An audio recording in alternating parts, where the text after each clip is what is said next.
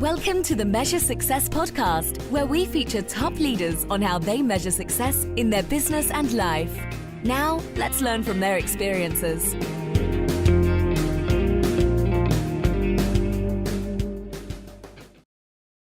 Carl J. Cox here. I'm the host of the Measure Success podcast, where I talk with top leaders about effective strategies that inspire success. This episode is brought to you by 40 strategies built to make strategy work for small to medium-sized companies and organizations by designing world-class strategic plans, but more importantly, help keep them accountable to actually get it done.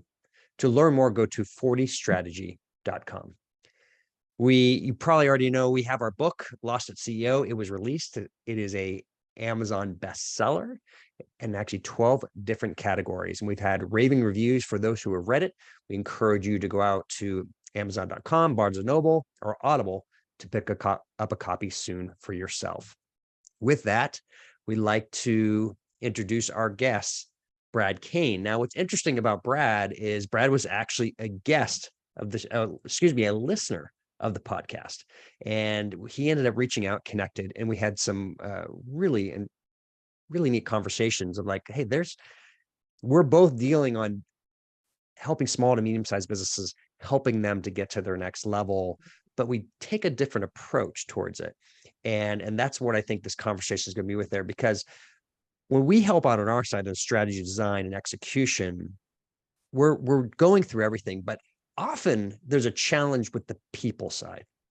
And you're going to learn more about how Brad has become an expert on dealing with these accountability issues when people aren't getting things done. And so we're going to go through some of that today. He's been an IT consultant for 30 years, working in software engineering, leadership, and executive coaching. Now has a solo practice focused on the needs of small business owners and specialized in the challenges they face in growth, acquisition, and divestiture of their businesses. His guidance helps his clients and their businesses become more profitable, easier to run, and more valuable when they are sold. So Brad, welcome to the Measure Success podcast. Well, thanks, Carl. I'm really glad to be here and really appreciating, and I've been enjoying your book and looking forward to having a great conversation together. Absolutely. So Brad, give us a little bit more depth behind, what you do day in, day out when you're working with clients today.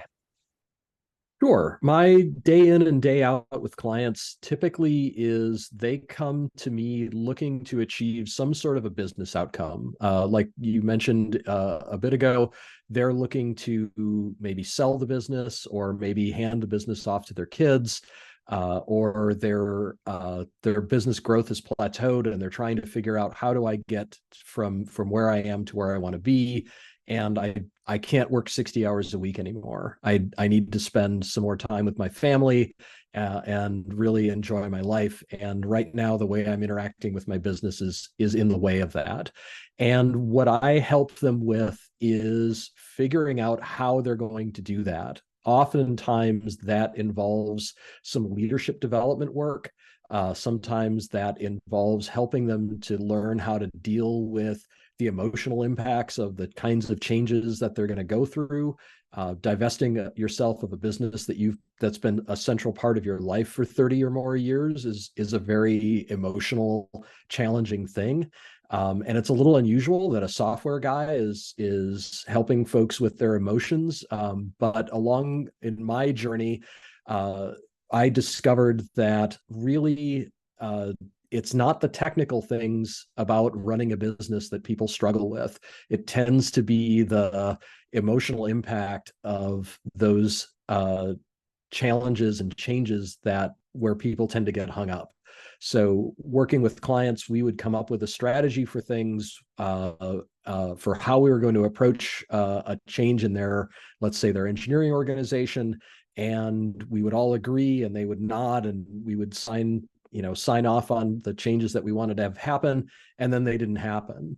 And so I spent some time learning how it is that people change and what works and what doesn't, and spent some time doing some executive coaching, and now apply those skills with the owners of small and medium-sized businesses to help them get to where they want to go. So this is a fascinating thing of, I love that part of people they agree. They write it down. This is what we're going to do. This is what we're going to change. And we know from the data, right, that most things don't get done. Even McKinsey, who's one of the leading strategic plan firms, who people pay millions and millions of dollars to work with them, only 20% of their plans actually get executed. And often it is the people side that is the reason why things don't move forward. So let's talk about this for a moment, and let's maybe perhaps do this scenario, right, of a person who's owned their business for 20 years, maybe even 10 years, but they're looking to this point of trying to create value to sell and transition. Okay, so let's just put that as the big picture perspective. They're looking to get out. They're looking to get a retirement, out of this company that they've created, developed, and created value for. You come working with them. They perhaps have some key people that they've been working with for years, but there's something behind the people side that's not getting done. So, number one, how do you help the owners see that there is a problem in the first place? And the problem isn't the strategy. The problem is the people. How do you help get them to that discernment level? So there's a technique that I use that comes from a lot of different sources, but it involves helping the client first of all agree to a vision of what they want the outcome to be, where they want things to get to. And as we start working toward that vision, we usually run pretty quickly into some people-oriented problem. And sometimes it's with the owners. And I'll use a small business challenge that's very, very common. Oftentimes, the people that start a small business are very focused on the technique of delivery in that business. So if you set up a software engineering company, it's because you're a really good software engineer. If you set up an accounting company, it's because you're really good at accounting, whatever that is. And you understand that business domain, and that's your big value proposition. And that works really well. But as you start growing that business, you tend to hire people, those folks tend to hire people who aren't as skilled as they are. They cost less, and then they can give them direction. They also don't disagree very often, right? So if I hire people that are not as good at software engineering as I am, or not as good at accounting as I am, I can tell them what to do, and they'll say, yes, sir, I will do that thing. That becomes a strength initially because you can get a small amount of growth out of that organization. But eventually, when you want to sell the organization, what matters is how well the people that are left understand the domain and can make decisions and can run without you being there. And so as a leader, there's usually a big emotional reaction to that because they've become accustomed to being surrounded by people who are essentially order takers. And they've created an environment where it's difficult to hand decision-making authority to people. One of the contributors to that is how that leader selected those people to be in the organization in the first place. And then part of that is that leader wasn't skilled at growing leadership, at growing leaders themselves. They have a very simple model of I say jump and you say how high.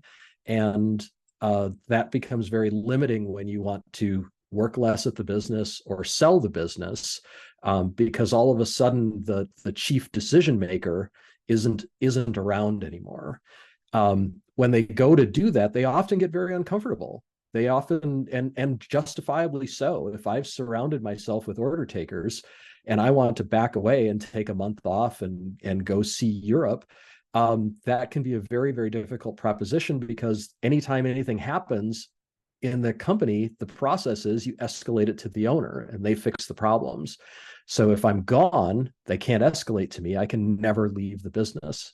I can also never sell the business because it isn't worth anything more than its existing client base. It can't function on its own. So helping those leaders deal with the emotional reaction of oh my gosh, I need to hire somebody who might be smarter than I am, that might know this business better than I do, right? Or I might need to develop my people and I don't know how to do that. And I'm super scared. I wake up in the middle of the night sweating because, oh my gosh, I'm worried that they're gonna screw this up. And all of those are big emotional reactions that the owners challenges that the owners face and have to learn how to deal with. And so it's a very common thing. And there's another set of common scenarios that we run into in mid-sized organizations as they grow, that are similar, analogous things. It comes down to, how do I deal with the fact that I feel scared, and every time I feel scared, I take back control. I love this. And as you were talking, there's like all these examples of clients that I've worked with where what you described has been true.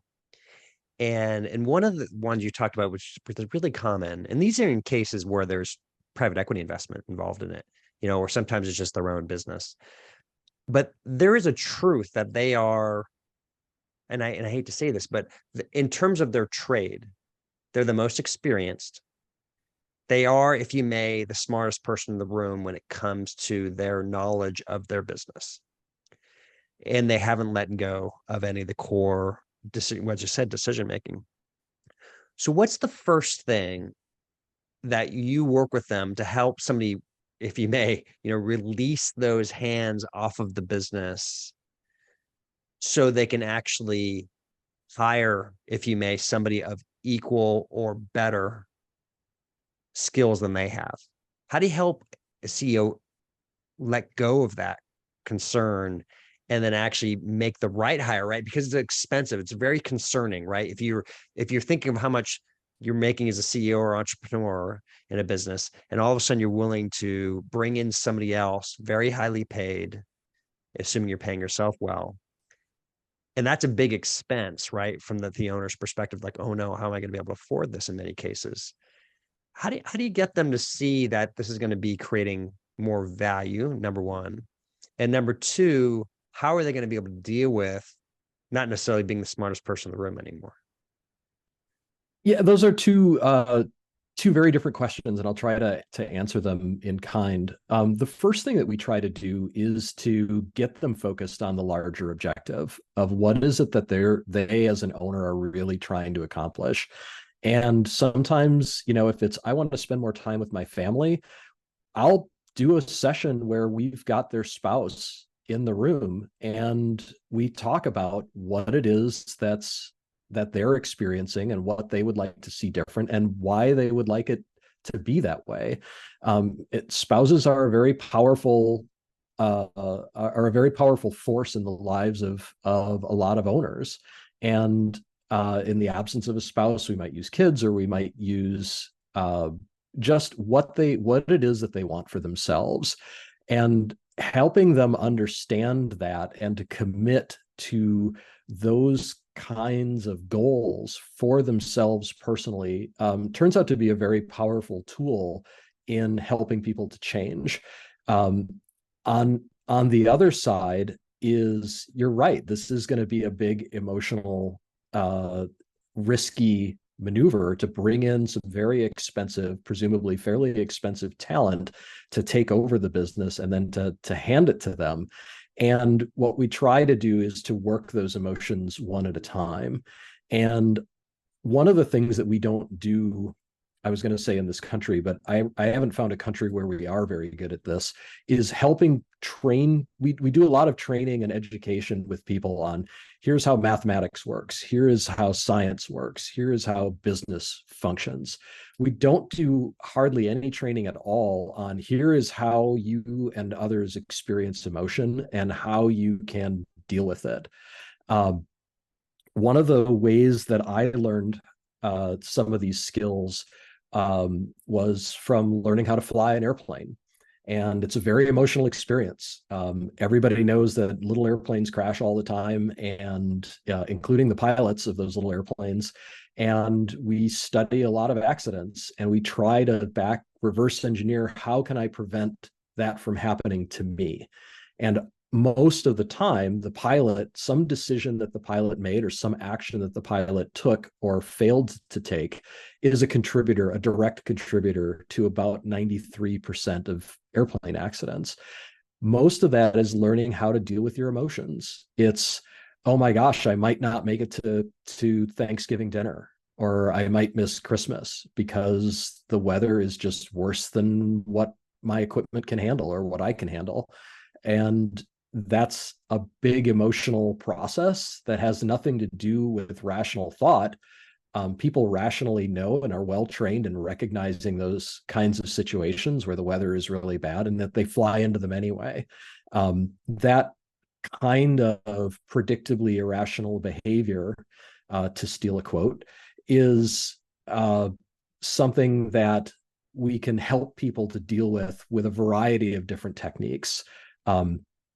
So say you've got an owner or just any individual, any leader in the organization who is very domineering in meetings, and they've been told that it's a problem, that they don't listen to others, that they don't let others speak, that they want to control every decision that happens. They recognize that it's a problem. They want it to be different because they understand that it's in between where they are and where they want to be. The first thing that we run them through a process called the 4 R's. We'll help them to recognize, that's the first R, when they're doing it, or when they're about to exhibit that behavior, most preferably, and or if they just did it. And then we have them reflect, okay, what is it that's contributing to my reacting this way? What's happened? We do what we do because we did what we did. There's something in our past that contributes to that, to the way that we react to a situation. And what is that? We try to help them to draw that out and to be able to verbalize, oh, I do this because of this thing that I used to do. And it worked really well for me, maybe when I was a frontline manager, but it doesn't work for me now that I'm an executive. The third R is to reframe, to be able to look at the situation in a different way that's going to allow them to produce a different outcome. And we'll practice some different ways of thinking about things. Hey, if I keep dominating in meetings, my people are going to leave. I'm going to have high turnover. I'm never going to get good ideas. I'm never going to be able to go on vacation and see my kids and all of those other things. And then they can respond, which is the fourth R. So that's an example of a tool that I use in working with folks on, hey, I know that I'm supposed to be doing it differently, and I'm really struggling to alter my behavior. How do I do that? Brad, I love this part that you talked about bringing in the spouse or significant other into these conversations, because it is often an extraordinarily important and powerful person that's involved in that role. I'll often bring up this in discussions with a client or what they're thinking, or when they're talking about working with somebody else, but not the owner themselves. I think that's brilliant to actually bring in this person into it and thinking about what are we going to do? How are we going to help navigate? But I want to talk about that next thing, because it's often what's something why they don't want to leave their companies, because their whole ego, and I don't mean this in a negative way, but their whole sense of being is their company. It's their purpose. It's their life. It's how they're recognized. I'm the owner of XYZ company, right? Or I'm the CEO of XYZ company. This is who I am. And I've literally met a person who is being recruited by a private equity firm, and he'd been very successful and never has to work a day again in life, like literally. However, he's like, if I go buy another swimming pool again, and he was joking when he said this, I'm going to drown myself in that pool because I'm so sick and tired of just lounging around and not doing anything. He wanted to get back in the game. What he enjoyed was the process of building a company and help turn it around. That was his joy. That was his fun. And he still, by the way, spent a lot of time with his family. So question for you is, when it comes to that, what I'm talking about, when your sense of being is your company, and you're trying to get them to think about, what are you really going to do next? Because you're probably not going to play golf every single day. That's one of these misnomers. You're probably not going to go bowling every day. You're probably not going to watch TV every day. Once again, otherwise you're going to go crazy. How do you help people envision that next step so they do it the right way? So they really sell their company the right way on the emotional side of letting go, and moving forward with something new? I think that there's two parts to that. And one of them is, the first part is, yes, my identity is really wrapped up in my organization. And who am I? How do I figure out who I am in the future when this company isn't mine anymore? And that hangs up a lot of folks. I've known more than a few business owners who have chosen to fold up the company rather than see it in someone else's hands, because that emotional driver was so strong. Um, and it's it again is really important for them to have a vision and to develop a vision for along with them of what is it that really is important to you, what are your values. And I use a very values-based approach and have an exercise to help people figure that out, because if I ask somebody what their values are, they look at me like I have two heads. So we go through an exercise and they figure out, okay, this is what matters to me, and my values are integrity and family and learning and happiness and health. And those are the things that are really important to me. And as I'm making decisions in my own life and for my own practice, I'm checking in with, hey, how am I doing on these? Is that agreement to do referrals for XYZ company, is that going to be compromising my integrity? And because I'm not going to really enjoy what I do if I feel like I'm compromising that value. Or if I am going to commit to doing a speaking circuit, how am I going to be taking care of my health and seeing and staying connected with my family through that process?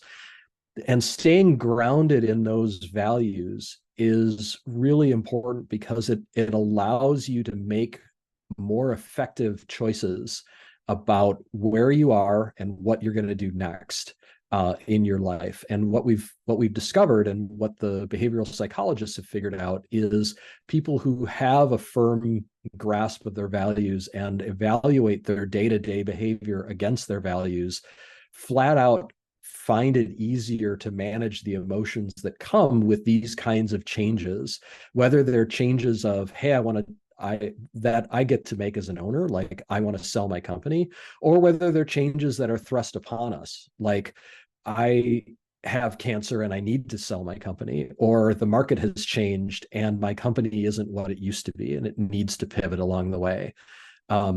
Folks who have a firm understanding of what their own values are and what matters to them are able to navigate those kinds of changes that happen much more effectively.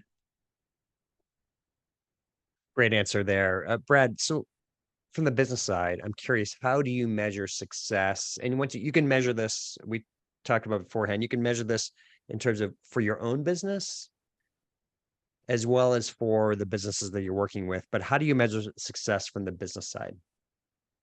So for me, I am helping, my primary role is to help my clients to change. And so I measure my success by, first of all, how effective I am at maintaining a pipeline of people who are interested in working with me and discovering what that change could look like, and delivering on that pipeline. And secondly, as a trailing indicator, how effective my clients were at implementing that change for themselves, and are they happier? So when I have clients who, I'm thinking of one individual that I've been working with who has doubled his profits and works 30% fewer hours in his company, and is now on a trajectory to double his revenues on top of that. That's a very successful thing. He's telling me, hey, I get to see my wife now, and I'm not exhausted all the time, and I'm getting to where I want to be, and I'm going to get the value from my company when I sell it that I need to. And he's developing not simply the technical skills of how do I run a business more effectively, but also the emotional skills of how do I learn to have a boundary between myself and the business. all of that is going to make it easier for him when it comes time to let that business go to a new owner. So those are internally for my own business, my own success metrics, as well as externally the ones that I have for my clients is helping them to make those kinds of changes. Great answer, Brad. So, Brad, you yourself, you're a busy person. You have multiple clients. You've been managing what you do. I'm curious what type of habits that you do on a consistent basis to help make sure that you're performing at your best. You know, one of the things that I do is that I didn't used to have to do. So a little bit of my background, like I said, was in software engineering for a long time, and I was primarily delivery focused. So my marketing was non-existent, and my business development involved answering the phone when it rang, because I didn't need to do any outreach, and I didn't need to make the world aware of who I was and the kinds of services that I was offering. Now that I've moved into a different market, I've had to do that kind of marketing and selling that I was not particularly good at. And because I wasn't experienced at it, I didn't do a very good job, and I had to continuously push myself into, producing content and into managing a pipeline, doing things that I wasn't good at, and nobody likes that part of growth. Nobody really enjoys, going to the gym the first time when you're out of shape. Nobody enjoys really engaging in something that you've successfully evaded for a long time in your career.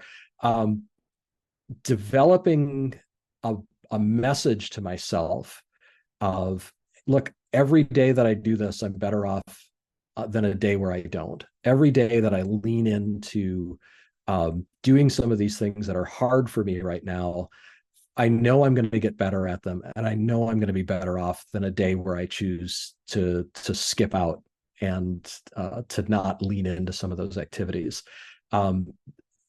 That, along with a lot of the emotional competence issues of really looking at what is it about these particular things that I don't enjoy? What is the emotional reaction that's driving that? Where is that emotional reaction coming from? And really reflecting on that and finding different ways to think about it, like a mantra, like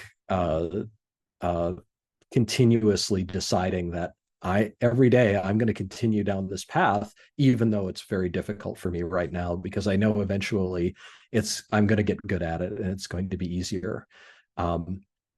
Those have been some habits that I've developed for myself, and it's the same medicine that I give to my clients when they are struggling with those kinds of issues of, how do I develop empathy for somebody that I don't like, is a common one. How do I let go of my company and not take back control every time that I'm feeling nervous, is another one.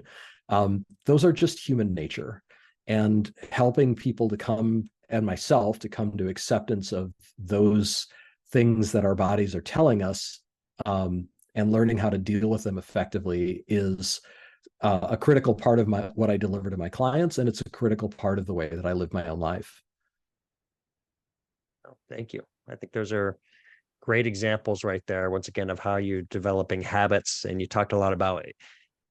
You mentioned there's some clear business ramifications you're talking there, but also the importance of learning how to do things that we don't want to do necessarily, right? But understanding by doing some of these efforts, it's helping to create value and peace, right? It's as anybody who is in any business, when you don't have a strong pipeline in front of you, it's probably the one thing that's going to get you concerned and have you think about getting a full-time job somewhere else, right? Is that, if you don't have a steady, that's why people stick and not be entrepreneurs, right? Is the uncertainty of that next paycheck. And so I think it is really interesting that you mentioned that, because it is, if you get that to a peace level, meaning consistent level of business being able to come in, you have more joy, right? And more comfort, and you can take more time off. You can be more at peace because there's, once again, more clients that you can help and serve in the future. So, Brad, what's a book that you would recommend for our audience? Um, there's a great book called Helping People Change. It's written by a small consortium, but the lead researcher on it was named Boyatkis, and he really focuses on what it is that leaders have to do to help the people in their organizations to change. And along the way, leaders can learn how to help themselves change and deal with the inevitable changes that we all go through on this journey through life. I think that's it's been very helpful for me, and it's a challenging read, but it's worth worth doing. Oh, great advice. So, Brad, how can people get connected with you? And I do want you to give your spelling of your last name, because it's not what it sounds like, being Brad Koehn, so people can connect with you and learn more. Sure, you can connect with me on LinkedIn. Again, my name is Brad Koehn. It's Koehn. Or for you pilots out there, Kilo Oscar Echo Hotel November, spelled just like it sounds. Not really. And you can find me on LinkedIn. You can find my website, koehn-consulting.com, or you can even just go to koehn.com and it'll redirect you to the consulting website. And please reach out. I would love to help your organization and help you get it to where you want it to be. Brad, thank you so much. I appreciated all your wisdom and advice today. Thanks so much for having me on, Carl, and looking forward to spending some more time together.